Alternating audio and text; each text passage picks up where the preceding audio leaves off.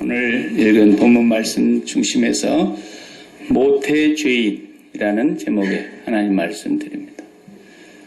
모태죄인, 제가 만든 말인데 모태신앙이란 말 들어보셨잖아요. 저도 그런 케이스인데 되게 이제 어머니가 예수 믿기 전부터 아이를 임신하기 전부터 예수를 믿고 아이를 임신했다 이거예요. 그래서 태어나서 자라면 이제 주일학교도 다니게 되고 그렇게 해서 자연히 교회에서 이렇게 신앙생활을 배우면서 커가게 되는데 소위 그것을 사람들이 모태신앙이라 틀린 말이죠. 성경적으로도 안 맞고 사용해서는 안 될 말인데 그저 표현상 우리 집안이 다 예수 믿는 집안이었는데 이런 얘기를 하려고 그러니까 복잡해서 모태신앙입니다 이렇게 얘기를 하는 것이지요. 사실은 그런 말은 안 쓰는 게 좋습니다. 이해는 해요. 쓰는 사람들이 뭔 말을 하면 그 말이구나 라고 이해는 하지만 성경적으로 볼 때는 사용해서는 안 될 말입니다. 요한복음 1장 12절에 보면 영접하는 자 곧 그 이름을 믿는 자들은 하나님의 자녀가 되는 권세를 주셨으니 이는 혈통으로나 어머니가 예수 믿고 아기를 가져가지고 무슨 혈통으로나 육정으로나 사람의 뜻으로 거듭나는 것이 아니하고 사람의 뜻으로 나지 아니하고 오직 하나님께로서 난 자들이니라 그랬어요. 두 번 태어난다는 단어의 뜻이 하나님께로 난다, 위로부터 난다 그런 뜻이잖아요. 그러니까 모태신앙은 있을 수가 없는 거예요. 절대로 없어요. 그러니까 모태죄인 이건 있는 거예요. 이건 성경적이고 신학적이고 성경에서 얘기하고 있어요. 오늘 왜 제가 모태죄인이라 그랬느냐 하면 다윗이 이 범죄 후에 하나님 앞에서 침상에 요가 썩도록 눈물을 흘리고 회개했다 그랬잖아요. 그때 그 기도가 시편 51편입니다. 시편 32편은 제가 오늘 예배 시작할 때 낭송했고 시편 51편은 그 다윗이 이제 12장 사무엘하 12장에 나오는 대로 나단 선지자가 찾아오지 않습니까? 다윗의 죄를 밝히려고 나단 선지자가 하나님의 명령을 가지고 오는데 그때 나단 선지자의 그 얘기를 듣고 다윗이 하나님 앞에 회개한 시편의 기도가 시편 51편이라 이거예요. 그 시편 51편의 기도 내용 중에 한 구절이 오늘 우리가 모태죄인이라는 말에 근거가 되는 말씀입니다. 51편 5절에 보면은 내가 죄악 중에서 출생하였으며 어머니가 죄 중에서 나를 잉태하였나이다 그랬어요. 이것은 우리가 소위 말하는 원죄를 얘기하는 거죠. 아담과 하와가 범죄함으로 인하여 모든 인간에게로 죄가 들어왔는데 로마서 5장 15절의 말씀대로 한 사람으로 말미암아 죄가 세상으로 들어오고 그렇게 성경은 말씀하십니다. 죄로 말미암아 사망이 들어왔나니 이와 같이 모든 사람이 죄를 지었으므로 사망이 모든 사람에게 이르렀느니라 그랬어요. 한 사람으로 말미암아 온 인류가 범죄자가 된 죄가 들어오게 됐다. 그래서 우리는 우리 어머니가 죄 중에 우리를 잉태했다는 말이 맞습니다. 모태죄인입니다. 이건 부정할 수도 없고 우리 인간의 힘으로는 이 죄를 우리가 해결할 수가 없다.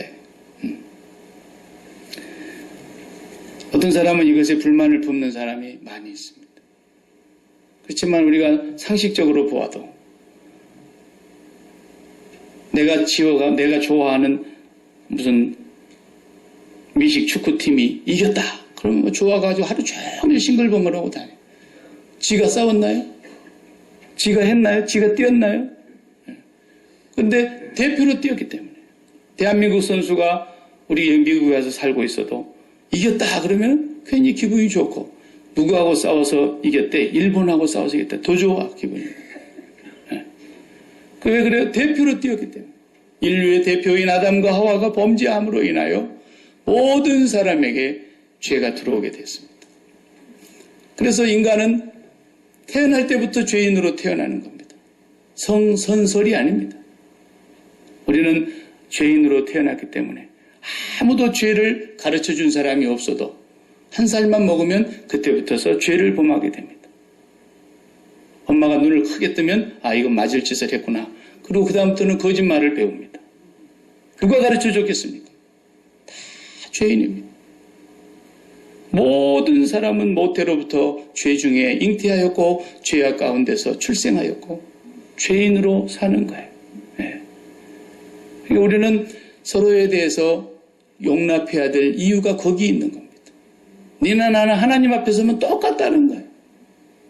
네 죄가 더 크고 여 죄가 덜 크고 그런 게 아니라 게이라고 하는 사람들, 레즈비언이라고 하는 사람들, 동성애자들 사람들이 막 혐오감을 갖고 저주하고 정죄하고 그런 것도 있지만 그 죄도 하나님 앞에서 작다고 할 수 없는 큰 죄이지만 거짓말하는 죄도 하나님 앞에 동일하게 죄라는 거예요. 나는 거짓말 정도 했지만 너는 게이로 살지 않냐? 네가 나보다 더 더럽다. 그럴 수 없다는 거예요. 그건 우리가 말한 우리의 판단이지 하나님이 보실 때는 그렇게 보지 않습니다. 하나님은 모든 사람을 동일하게 죄인이라고 말씀하셨습니다. 그렇기 때문에 구원의 길도 하나님이 마련하신 것이지 우리 스스로 우리를 깨끗하게 할 수가 없어요. 깨끗하게 하려고 깨끗하게 살려고 죄 안 짓고 살려고 노력해 본 사람만은 그것이 얼마나 어렵다는 걸 압니다. 여러분 이번 한 주간도 가서 죄 안 짓고 절대로 내가 나쁜 생각조차도 안 하고 나쁜 마음도 품지 않고 이중인격으로 살지 않고 내가 정말 말 한마디도 내가 나쁜 말을 하지 않아야 되겠다. 그리고 살아봐요. 그게 얼마나 어려운 것인가를. 우리는 오늘 이 본문의 내용을 읽으면서 성경은 정말 하나님의 말씀이다. 보통 사람은 자신의 정기를 쓰게 되면 나쁜 건 안 씁니다. 그리고 조상적으로 올라가 보면은 다 피가 섞여가지고 몇 대 조상 때는 여자를 몇 명 줬는지도 우리가 알지 못해서 그렇지 우리가 어디 깨끗한 집안의 후손이 아닙니다. 전부가 다 똑같습니다. 네. 근데 성경은 자기 다윗의 기록을 정직하게 쓰고 있는 거 보십시오. 대개 사람은 왕들의 업적만 씁니다. 좋은 일만 씁니다. 집안에 부끄러운 걸 누가 족보에 넣겠습니까? 그런데 정확하게 썼습니다. 다윗의 죄를 백일하에 하나님이 다 드러내셨습니다. 그리고 또 그 죄를 하나님이 용서해 주셨습니다. 그러나 그 죄의 흔적은 너무나 커서 그 행실에 대하여 보응은 받았습니다. 그러나 그것으로 영원히 멸망에 처해지는 그런 버림받는 죄 형벌은 면했다 이겁니다. 사울 같으면 버림을 받았지만 하나님께서 다윗에게 약속하시기를 내가 인생 채찍으로 너를 징계는 하겠지만 사울을 버린 것과 같이 사울에게서 왕위를 빼앗아 버리는 것처럼 내가 너에게서 왕위를 빼앗지는 않겠다. 약속을 하셨기 때문에 다윗이 범죄하고 하나님 앞에 얼마나 회개했는지 모릅니다. 우리가 다 살아보면서 경험하고 우리 자신이 증인이지만 사람은 천사가 됐다가도 악마가 되기도 하고 악마 같은 사람도 천사로 변하기도 하고 그렇습니다. 때로는 보면 하도 살다가 기가 막힌 일을 당하면 그 인간 사람도 아니다. 개만 또 못하다. 그런 말을 할 만큼이나 사람이 짐승 이하의 삶으로 인격이 전락되는 경우도 우리가 경험하고 있습니다. 네. 그래서 성경의 에레미야 17장 9절에 하신 말씀, 이런 말씀이 있습니다. 만물보다 거짓되고 심히 부패한 것은 뭐라 그랬습니까? 인간의 마음이다. 그걸 누가 알리오마는 그랬어요. 이 세상에서 제일 부패한 것이 인간의 마음이라는 것을 누가 알리오? 그 다음 10절에 나 여호와는 심장을 살피며 폐부를 시험하고 각각 그 행위와 그 행실대로 보응하나니 그랬습니다. 제일 타락하고 더럽고 부패한 것이 쓰레기장에서 음식물 썩는 게 아니고 인간의 마음이라고 성경은 증거하고 있습니다. 이걸 부인할 수가 없어요. 네. 오늘 본문을 보면은 우리가 다윗의 일생일대에 가장 가슴 아픈 다윗의 생애에 정말 이건 성경 요 사무엘하 11장은 찢어버리고 싶은 다윗의 입장에서 보면 그런 내용이 기록되어 있다. 네. 어떻게 다윗이 이럴 수가 있을까? 이제까지 사무엘상 사무엘하를 여기까지 보아오면서 다윗의 위대한 부분이 한두 가지가 아니었어요.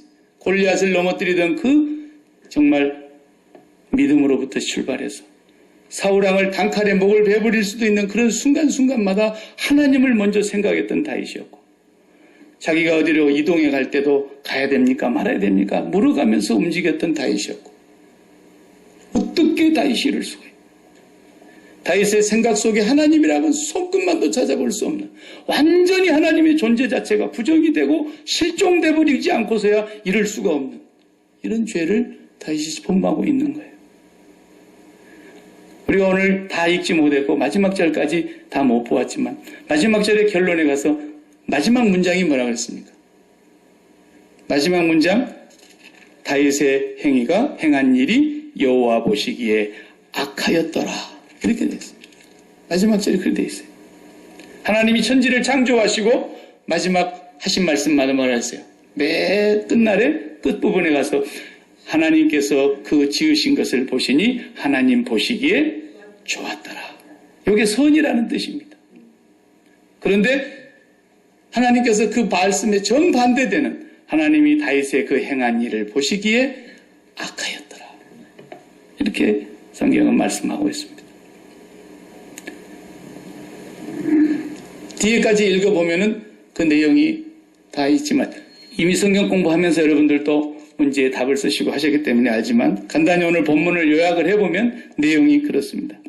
전쟁에 출전하고 싸우고 있는 전시 상태에 있다가 잠시 이제 전쟁이 중단되어 있었습니다. 그리고는 다시 새해가 바뀌면서 다시 전쟁이 시작이 됩니다. 그때 다윗은 전쟁에 출전을 하지 않았다 그랬고 혼자 궁궐에 남아 있었고 자기 밑에 장수들을 군인을 모집해서 나가게 했던 거죠. 전쟁이 치열하게 싸움이 되고 있습니다. 다윗은 낮에는 뭐를 했길래 낮에 잠을 자고 낮잠을 실컷 자고 밤이 될 즈음에 일어났습니다. 궁궐의 옥상에 지붕 위로 올라갔다 그랬습니다. 이렇게 그 옥상 위를 거닐다가 먼발치에서 한 여인이 목욕하고 있는 걸 보았다 이겁니다. 그러자 신하를 시켜서 누군가 알아보라 했더니 이미 전쟁터에 나가 있는 히타이트 족속의 우리아라고 하는 장군의 아내였습니다. 그러자 그 보고를 듣고 여인을 데려오게 합니다. 그리고 그와 함께 잠자리를 했습니다. 이 여인이 목욕하고 있는 그 내용은 성경에 보면은 한 달에 한 번씩 하고 있는 그 여자의 생리 현상을 이제는 율법에 보면은 부정하게 여기기 때문에 일정한 기간이 지나면 목욕을 하게 되어 있습니다. 정결케 하게 되어 있어요. 그 정결하게 하는 시간이었어요. 그 목욕하고 있는 그 여인을 불러들여서 임신을 하게 됩니다. 가임 기간이 아니었는데 하나님은 임신이 되게 하셨습니다. 왜? 죄를 드러내야 되기 때문에. 그리고 그 여인을 돌려보냈는데 그 여인이 임신이 됐다는 얘기를 다윗에게 전가를 보내왔습니다. 그러니까 시간이 흘렀다는 얘기이지 않겠습니까? 임신을 그렇게 요즘 세상에도 임신을 그 다음날 할 수 있습니까? 한 달은 최소한 지났을 겁니다.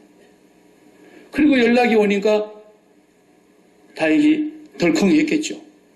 그때부터서 다윗이 이제 이 일을 합리화하기 위해서 일을 꾸미기 시작했습니다. 전쟁터에 나가 있는 장군 우리아를 휴가를 줘서 불러들였습니다. 그리고 와서는 왕 앞에 온 그 장군에게 요압 장군 어떻게 잘 지내더나, 그리고 군인들도 다 괜찮냐, 전쟁은 어떠했냐 쭉 물어보고 안부를 묻는 뒤에 오늘은 내가 집에 들어가서 쉬어라 그러면서 집으로 가라는 거예요. 그리고 왕이 먹는 그 진미와 음식들을 다 만들어가지고 우리아가 가는 편에 뒤따라서 신하들에게 다 시켜서 집으로 가라 그러는데 우리아는 집에 들어가지 않았다 그랬습니다. 그 내용이 오늘 마지막 읽었던 우리가 11절의 내용이었습니다. 우리아가 집으로 안 가고 그냥 밖에서 밥 먹고 밖에서 잡니다. 궁궐 밑에서 잡니다. 그러자 왕이 불러들였어요. 왜 너 안 들어가냐? 그러니까 여호와의 법궤가 지금 전쟁터에 나가 있고 우리 장군 요압이 지금 전쟁터에서 피 흘리기 직전에 싸우고 있고 왕의 군사들이 다 가서 싸우고 있는데 어떻게 제가 지금 이 전쟁터에서 편안히 돌아와서 아내를 품고 집으로 들어갈 수 있겠습니까? 세상에 이런 충신이 어디 있습니까? 그러자 다윗이 그날 불러서 실컷 술을 먹입니다. 술을 취하면 또 들어갈 줄 알고 잔뜩 술을 먹였는데 안 들어가는 거예요. 그러자 또 다음날 이제 다윗은 그에게 편지를 써서 그 편지 내용이 기가 막히지 않습니까? 아마 그 편지 내용을 저 같은 사람은 뜯어보죠. 내가 왜 안 뜯어보겠어요? 저는 성질이 못 돼갖고 이거 뭔 내용인가 하고 뜯어볼 거예요. 왜? 평시에 왕이 하는 행동이 이상하지 않습니까? 이게 뭘까 하고 가다가 뜯어볼 수도 있는데 그걸 뜯어보지 않고 그냥 들고 간 거예요. 그 내용인즉 이 우리아를 전쟁터의 최전방에 보내서 적군의 성 밑에까지 보내서 거기서 적군의 칼에 맞든지 활에 맞든지 맞아서 죽게 하라는 거죠. 완전 범죄를 이제 계획한 것입니다. 그 편지를 들고 요압 장군에게 전달하자 요압 장군은 왕의 명령대로 그를 성 가까이 적군의 성 가까이 보냈습니다. 그러자 저쪽에서 날아오는 화살에 의해서 몇 사람이 죽은데 우리아도 죽었습니다. 그리고 다시 왕에게 전가를 보내기를 우리아 왕이 죽었다는 얘기, 우리아 장군이 죽었다는 얘기를 하는데 가서 전쟁 상황을 보고할 때에 네가 보고하면 틀림없이 왕이 화를 낼 것이다. 이 미련한 인생들아 어떻게 저 가까이 그렇게 들어갔느냐 말이야. 에? 옛날에 그 얘기를 꺼내실 것이다.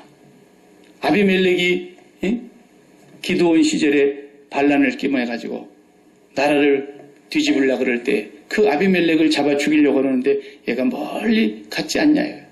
그래서 성 밑에까지 갔을 때 위에서 한 여자가 맷돌 윗짝을 던져가지고 아비멜렉의 머리통을 부숴서 죽인 일이 있는데 전쟁의 상식 아니야 상식. 어떻게 성 밑에까지 기어 들어갔냐 말이야. 다윗 왕이 화를 낼 것을 분명히 알고 그 말을 하거들랑 우리야 장군도 죽었습니다. 그렇게만 얘기해라 그랬어요. 그 와서 그 보고를 그대로 합니다. 우리야도 죽었다는 얘기를 하자 다윗 왕이 가슴을 치고 애통했고 사울 왕이 죽어도 가슴을 치고 애통했고 요나단이 죽어도 가슴을 치고 애통했고 그러던 왕이었는데 야, 뭐 전쟁하다 보면 뭐 화살이 사람 가려서 죽인다냐. 이놈도 죽고 저놈도 죽고 아무나 죽는 거지. 걱정하지 말고 와서 그냥 싸우라 그래라. 꼭 이 싸움에서는 이겨야 된다 그래라. 그러고 넘어간 거예요. 자, 이게 다윗의 진 범죄 내용 아닙니까? 그래서 그 전사한 장군을 데려다가 장례식을 하는데 우리아의 아내 밧세바가 크게 울었다 그랬어요. 26절에 보면 크게 울고 그 다음에 다윗은 그 아내를 자기 아내로 데려다가 삼았다. 여호와 보시기에 그 행한 일이 악하였더라. 오늘 성경은 이렇게 말하고 있습니다. 우리가 생각해 볼 때 다윗에게서 어떻게 이런 부분이 있을까 하지만 앞서 말씀드린 대로 만물보다 심히 부패한 것이 인간의 마음이다. 요즘 시대에는 모든 기계가 옛날에는 산업화가 되면서 농기구 자체도 농사 짓던 것들도 다 요즘은 기계로 해버리지 않습니까? 그래서 기계화 영농이라 그래요. 기계화 영농. 근데 요즘은 더 발전해서 기계화가 아니라 기계가 더 발전해서 자동화예요. 자동. 사람이 필요 없어요. 기계는 사람이 움직여야 되는데 이제는 자동차도 사람이 운전할 필요도 없이 앉아만 있으면 가요. 그리고 앞에 사람이 나타나거나 차가 나타나거나 어떤 물체가 나타나면 내가 브레이크를 밟지 않아도 자동으로 브레이크가 밟혀요. 이 모든 게 자동화되는 거예요. 우리 믿음도 이렇게 자동화라는 것이 있으면 얼마나 좋겠어요. 죄를 지으려 그러면 갑자기 자동화 믿음이 확 발동이 걸려가지고 스탑! 이렇게 되면은 우리가 죄를 안 지을 수 있을 텐데 그렇게 안 된단 말이에요. 주님 오실 때까지 그런 자동화는 없어요. 죄를 안 지을 수 있도록 자동화 시설이 우리에게 되어 있질 않아요. 반드시 우리에게 성령이 오셔서 성령께서 우리의 마음을 주장하시고 우리가 믿음을 표현해야만 되는 거예요. 그렇지 않고서는 죄를 이길 자가 없습니다. 그러니까 간혹 뉴스를 들으면 일반 교인들이 죄를 짓는 것도 참 큰 안타까운 일이지만 목사놈들이 죄를 지으면 진짜로 마음이 너무 아파요. 그렇잖아요? 목사가 어떤 여자를 건드렸다더라. 다윗처럼. 그래가지고 한국의 교회에서 그런 일들이 있고 미국의 교회에서 그런 일들이 부지기수로 많아요. 드러나지 않는 것까지 아마 얘기하면 성경책보다 더 두꺼울 거예요. 중세시대에 신부들이 결혼을 안 했는데 어디서 그렇게 얘기가 많이 나왔겠어요. 그래서 유치원이 생긴 거예요, 교회에서. 네. 우리가 사람에 대해서 관대해야 되는 이유가 그래서 그런 겁니다. 되게 다른 사람들이 죄를 지었을 때 심리학자들이 얘기해. 이건 성경의 얘기가 아니라 심리학을 연구한 사람들, 인간의 정신세계를 연구하는 사람들 중에 그런 이론들이 있지 않습니까? 누가 뭐 범죄한 것에 대해서 너무 크게 발동하고 막 발끈하고 막 이런 사람들, 목사가 바람을 피웠는데 세상에 그럴 수가 있느냐고 막 뒤에서 그냥 있는 소리 없는 소리 다 하는 사람들은 다 심리적으로 보면 자기가 하고 싶었는데 자기가 그걸 못 해가지고, 네. 아니 저렇게 예쁜 여자가 있는데 다 그 여자를 한 번은 어떻게 품고 한번 잡았으면 했는데, 아 나는 그걸 못 했는데 목사놈이 했다 이거야. 이럴 때 지독하게 그걸 욕하고 비난하고 막 그런답니다. 저는 잘 모르겠어요. 심리학자들의 얘기니까. 좌우간 사람에 대해서 우리가 관대해야 되는 것은 성경을 보면 사실이 그렇습니다. 만물보다 심히 부패한 것이 인간의 마음이다라는 거예요. 하루에도 수천 번, 만 번 바뀔 수 있는 게 인간의 마음이다. 집사님 사랑합니다. 그래도 속으로 너 혼자 한번 걸리기만 해봐. 그런 사람들 얼마나 많습니까? 개는 그렇게 못합니다. 돼지도 그렇게 못하고 소도 그렇게 못하는데 사람은 그렇게 하는 거예요. 만물보다도 부패한 것이. 그러니까 우리가 사람에 대해서, 나 자신에 대해서 관대하지만 하지 말고 상대방에 대해서도 관대해야 돼요. 다 똑같아요. 그래서 성령으로 말미암아 정말 믿음이 아니면 이걸 이겨낼 수가 없어요. 그래서 여러분 분명하게 아셔야 됩니다. 믿음이 약해졌다가 아니고요. 믿음이 없어진 거예요. 하나님을 생각하고 하나님을 의지하는 그 순간은 믿음이 연결되는 것이고요. 이거 전기 스위치와 같은 거예요. 딱 끊어지면요, 깜깜해지는 것처럼 믿음이 딱 끊어지는 순간에 범죄의 길로 들어가 버리는 거예요. 범죄의 길. 우리 주부들이 이제 김치를 잘 담궈서 김치를 우리가 안 먹으면 참 어렵습니다. 한국 사람을 괴롭히는 방법 중에 하나가요, 라면을 끓여주고 김치를 안 주면 굉장히 괴롭다. 그만큼 김치를 사람들이 좋아하는데, 김치도 금방 담아서 금방 먹는 김치가 맛있는 게 있고, 며칠을 밖에다가 냉장고에 넣지 않고 숙성을 시켰다가 냉장고에 넣어서 먹는 김치가 맛있는 김치가 있어요. 그죠? 네. 부추 같은 건 바로 잘라다가 씻어서 그냥 겉절이 해갖고 막 먹어야 맛있고, 부추를 숨 다 죽어가지고 그냥 맛없어요. 네. 그죠? 네. 알타리 무 같은 거 어떻게 해요? 그래도 좀 숙성시켜야 돼요. 깍두기도 조금 숙성시켜야 돼요. 물김치도 마찬가지고. 그러나 겉절이 생김치 얼마나 맛있습니까? 나이가 많아질수록 이게 생김치를 어떻게 해요? 좋아한대요. 나이가 많아.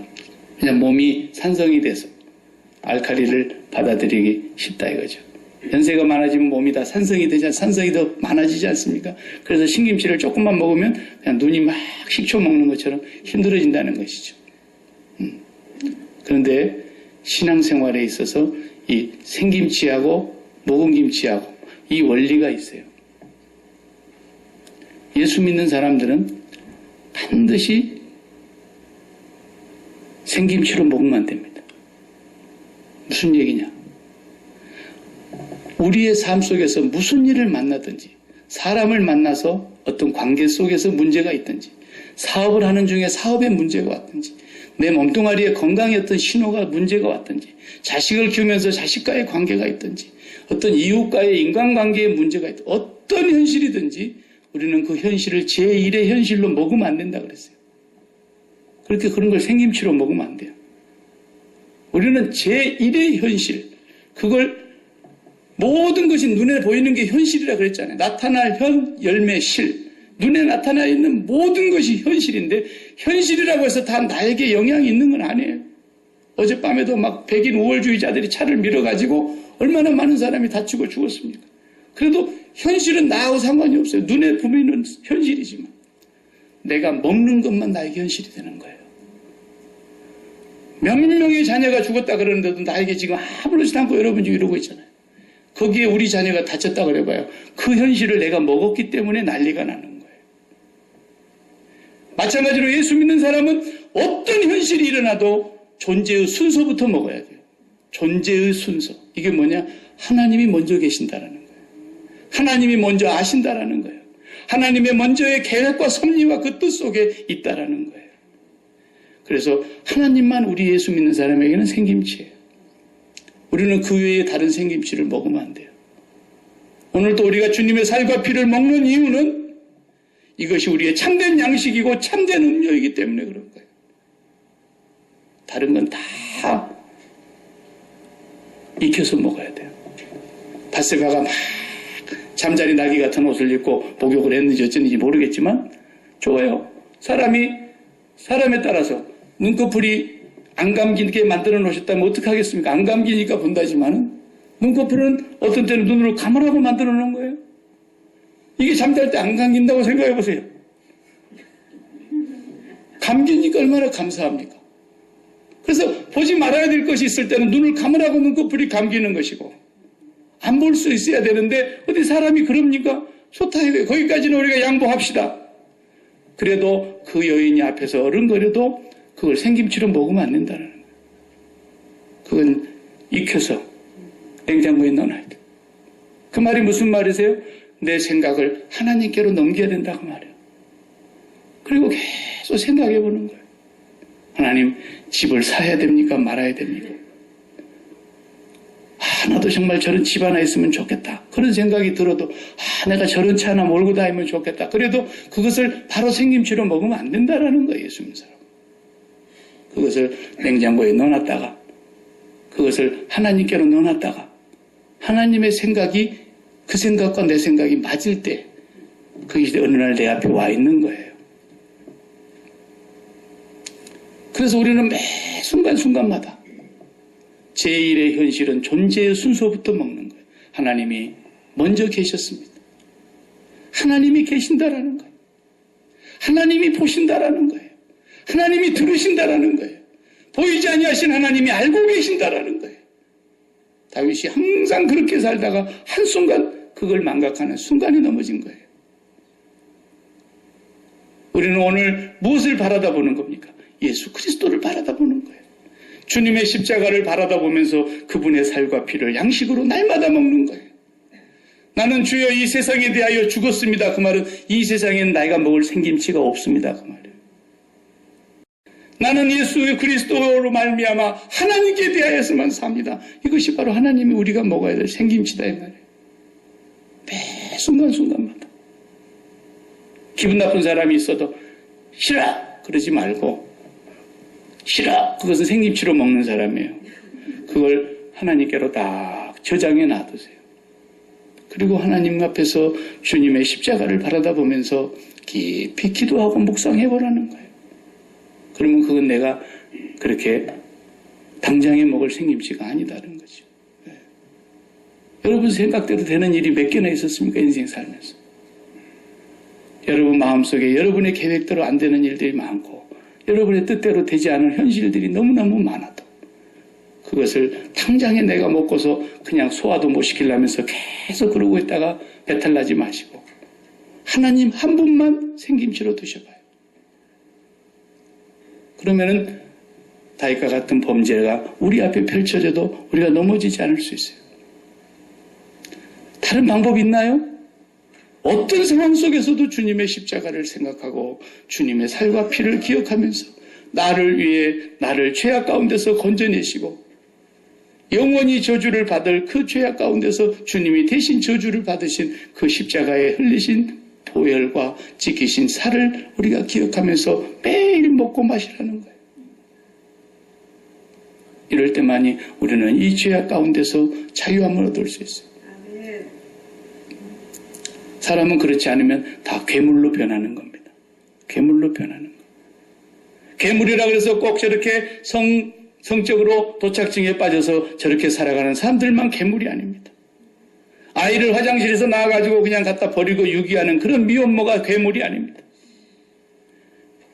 괜히 성질난다고 그냥 화장실 들어온 사람을 칼로 찔러가지고 죽이는 그런 괴물, 그런 사람만 괴물이 아니라 하나님을 제1의 순서로 먹지 않은 사람들은 다 괴물같이 사는 거예요. 하늘에서 내다보면 그렇게 보이는 거예요. 우리는 그렇게 안 한다고 부정하고 있죠. 우리 스스로 합의해서 그런 것이지 하나님이 보실 때는 다 괴물로 사는 거예요. 천사 같은 모습으로 살고 있어도 괴물로 살고 있는 거예요. 그 속에 하나님이 없으면. 하나님을 먹지 아니하면 누구나 다 괴물 되는 거예요. 그래서 다윗이 하나님을 먹지 못하는 그 순간 이렇게 천길나락으로 떨어지는 이 비참한 모습을 우리가 본 것입니다. 네. 사랑하는 성도 여러분, 이 말씀을 전하고 있는 저나 여러분이나 우리가 하나님 앞에서 만물보다도 더 부패한 존재라는 걸 기억하셔야 됩니다. 예수 그리스도의 십자가의 그 은혜와 그 사랑과 그 능력을 바라보지 아니하면 우리는 성령의 인도함을 받을 수가 없습니다. 범죄하게 됩니다. 넘어지게 됩니다. 이번 한 주간도 우리가 살아가면서 어떤 상황 속에서도 존재의 첫 번째 순서의 하나님만 내가 먹는 생김치지 그 외에는 전부 다 하나님께 드려서 익혀 먹어야 되는 것이라는 걸 명심하시기 바랍니다. 기도하십시오.